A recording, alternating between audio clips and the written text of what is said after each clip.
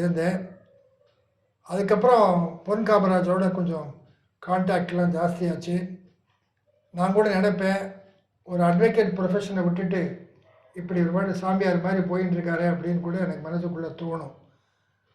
அதுக்கப்புறம் காணிமடத்தில் அவர் அந்த கட்ட ஆரம்பிக்கும் போதே, அந்த சிலையெல்லாம் வரும்போதே இருக்கும்.